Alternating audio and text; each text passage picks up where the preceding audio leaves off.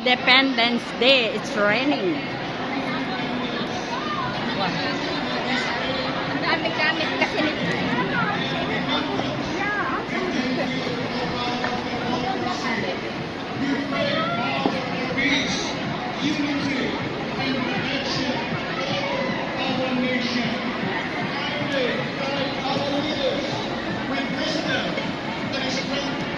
Independence Day, it's raining. And compassion. Fill every heart with hope and every household. Give us faithful to your loss. Protect us in our trials, and may your light shine through every trial we face.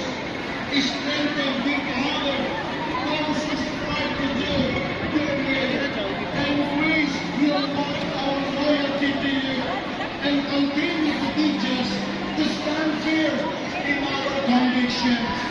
We are also praying unto you, all who have been affected by the recent earthquake in our country. Please heal the injured, kindly comfort those who mourn for your peace, and strengthen the weary. May hope rise even in the midst of loss, and may your light shine in these difficult times. Our Lord Jesus Christ, please begin our prayers to the Father for us to be forgiven of our sins and listen to our prayer, and one of which is the unity of all Filipino people for the sake of our beloved country. Our Father in heaven, we are also hoping that you will guide the leaders in our nation so that not only they may be able to implement the fair justice and laws, but also we may be able to remain in our free and peaceful services unto you. We ask everything in the name of our Lord and Savior, Jesus Christ. Amen. We have mass here.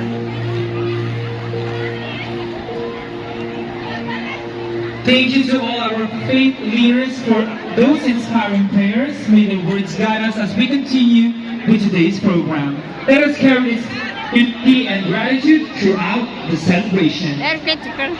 To begin in solemn reverence, let us Thank all you. welcome the Oma Chorale to lead us in prayer.